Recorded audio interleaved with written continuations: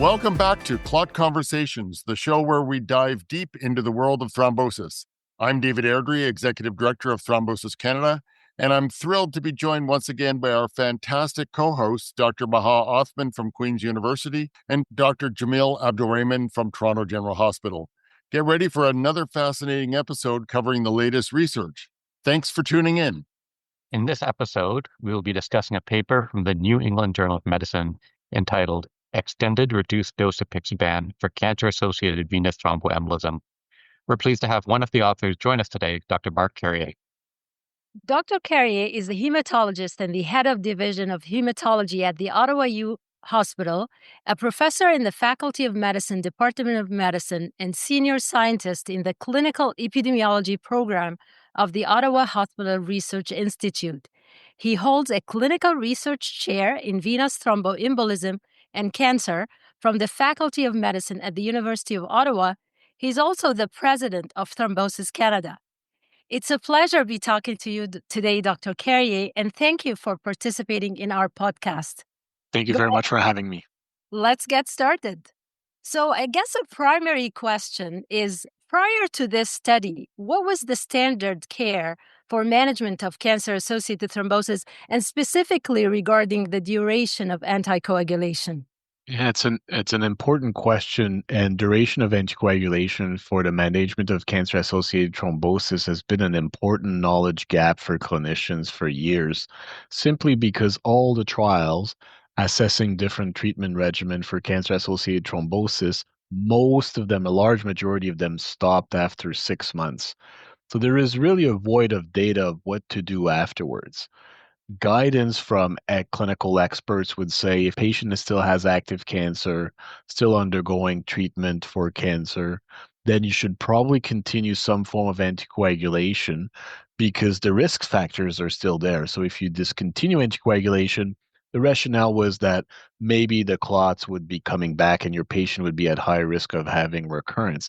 But there's really little guidance on duration and dosing of anticoagulation. So prior to this, it was a little bit of a far west. Everybody was saying, well, my patient is at high risk of recurrent VTE, low risk of bleeding, or high risk of bleeding, low risk of recurrent. Therefore, I will make this treatment decision.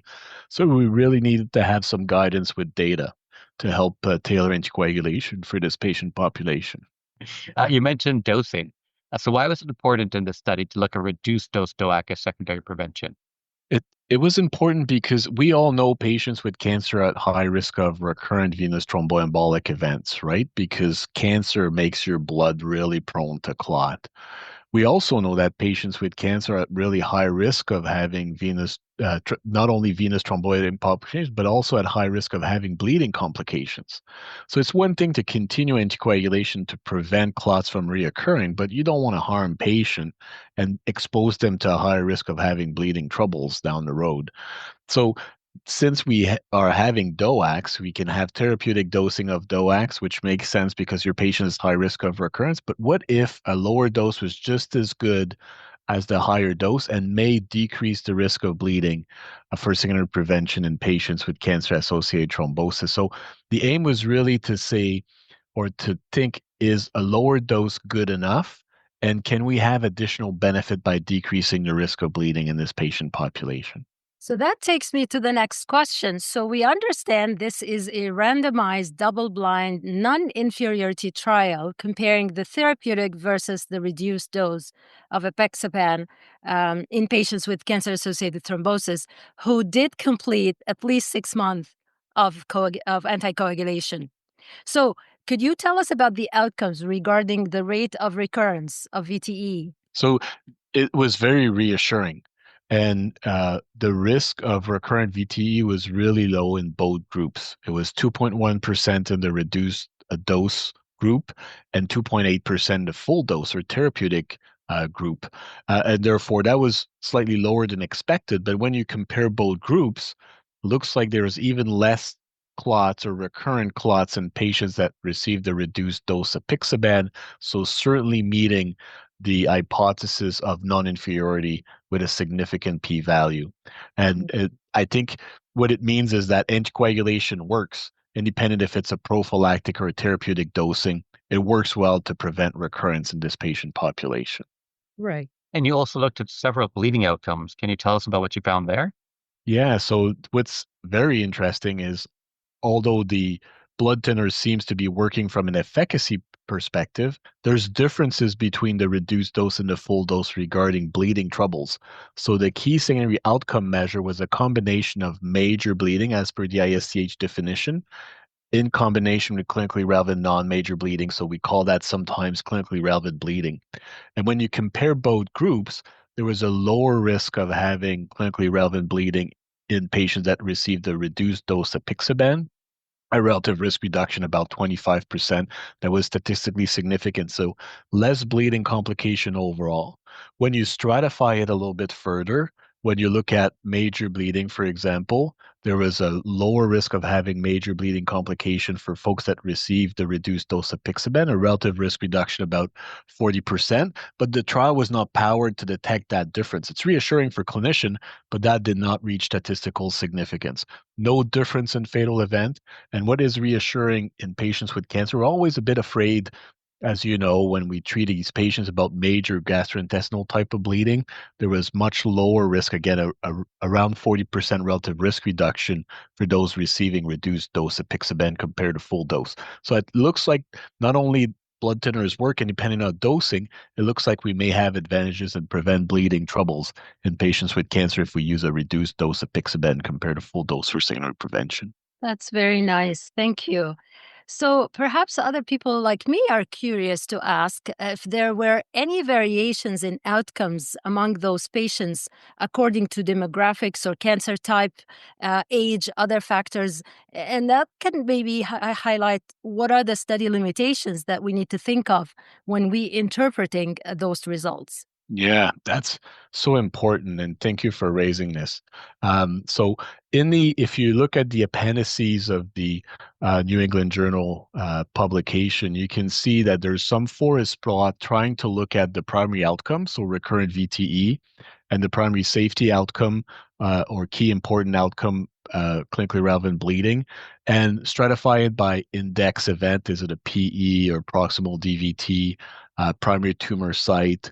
Age, gender, body mass index, renal impairment, other types of baseline characteristics that are important, presence of metastatic disease, for example, even looking at different countries. And when you look at these appendices, there is no variation or things that are not aligning with the overall study results. So it looks like, independent of the subgroup, it looks like low dose of Apixaban is associated with a similar risk of having recurrent VT compared to therapeutic. And when we look at bleeding, it looks like all the subgroups are maybe benefiting. But again, these are smaller groups. So wide confidence interval, hypothesis generating, but somewhat reassuring. But you bring up a good point that there's also limitation. There's limitation in any trials or any studies that we're looking at. Remember, we looked at reduced dose versus full dose of Apixaban. We don't have any comparison to nothing or observation or placebo. So who knows how these patients would have done if we would have stopped. Maybe the risk of recurrence is not as high as one would expect.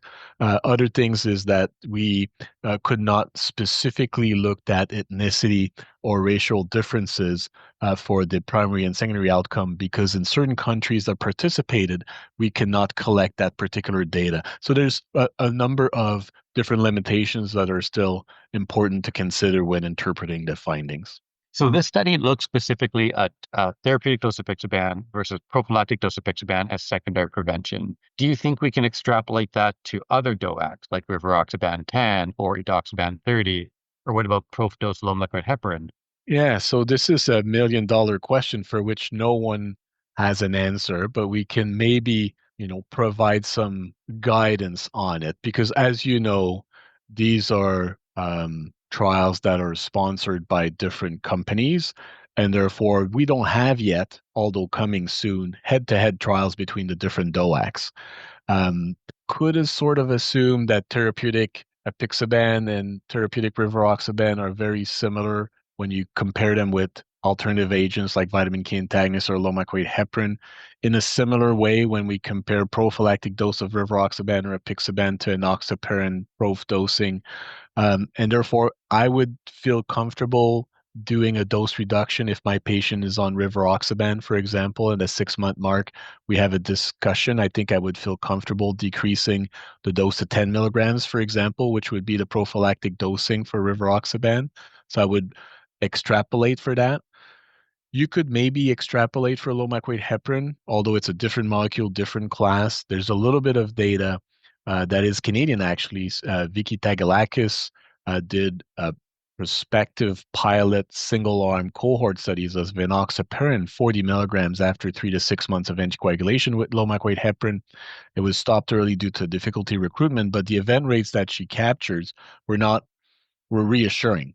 So probably prophylactic dosing seems to be reasonable, and we all know that the risk of recurrence will decrease over time. So after 6 months, unless there's a high risk period, it's probably reasonable to decrease to prophylactic dose anticoagulation, but should be done on a case-by-case basis. So this is excellent. So based on the findings from this study and previous data, are we saying that reduced dose DOACs for 6 months be the standard of care in patients with cancer-associated thrombosis who require ongoing anticoagulation? I think it's safe to say that a majority of patient would benefit from dose reduction. There's probably still some subgroups, as you mentioned before, that may benefit from continuing therapeutic dosing. It may be extremes of weight, for example, maybe a patient with recurrent event, for example, maybe a patient with additional risk factor. But I think a majority of patients would benefit from dose reduction, not increasing the risk of recurrent event, and having some benefit from decreasing bleeding events, so increasing the security of secondary prevention or safety. That's fair. Thank you. Okay, so you mentioned there were some patients that you might be hesitant to reduce the dose. You mentioned recurrent events, extremes of weight, other risk factors. Any other risk factors specifically? I know it's a tough question, but that you would think maybe we shouldn't reduce the dose in these patients? I think, like anything, it takes time to change clinical practice, right? We've been practicing with probably a large number of our patients continuing on therapeutic dosing for secondary prevention beyond the initial 6 months. So I think now we have some data. We can go on a case-by-case basis. And sometimes the patient, if they've been doing well on, for example, 5 milligrams of Apixaban BID, and they don't see any reasons why you would decrease the dose, I think you would need to have a discussion with the patient. So patient's preference may be something that is important. There's reassuring data looking at other trials, the RENOVE trial, for example, who included patients with unprovoked, but also some patients with major thrombophilias, and there didn't seem to see a big difference in the risk of recurrence. So other than maybe body mass index, which was seen in the RENOVE trial as being something maybe associated with a higher risk of recurrence if you decrease the prophylactic dosing, I don't think I see a whole lot of other reason other than recurrent event and extremes of weight to continue on full dose other than patient's preference. You covered a lot of important things, Dr. Carrier, for this study, and we enjoyed listening to you. Was there anything else that we haven't discussed regarding the study that you would like to add? I think the important thing, is to reassess our patients on a regular basis. The cancer journey is complicated with different types of chemotherapy regimen, which may have important drug-to-drug interaction, procedures, surgeries that can be unexpected. So seeing our patients on a regular basis, making sure the risk-benefit ratio is still important. When patients are moving towards the end of life, I think we tend to overtreat patients still. So I think it's important to keep a close eye on our patients and tailor anticoagulation accordingly. Right. Well, I guess thank you so much for all these answers. The study is important and useful, so appreciate your insight. I was just a little piece of the equation. The most of the work was done from the French group, and Professor Isabelle Mahé from Paris did a fantastic job in showing extreme leadership and putting this through the finish line. Well, that's great. And thank you all for this great discussion. And to learn more about this study, the link will be provided in the program notes. And thank you to our audience for joining us on CLOT Conversations. We love hearing from you, so send your comments, questions, and ideas for future episodes to info@thrombosiscanada.ca. Want to stay up to date on the latest in thrombosis? Hit that subscribe button so you never miss an episode. And don't forget to visit thrombosiscanada.ca for a wealth of resources, including clinical tools, patient guides, and information on our annual conference. Your support matters, and consider donating to Thrombosis Canada to help us continue the fight against thrombosis.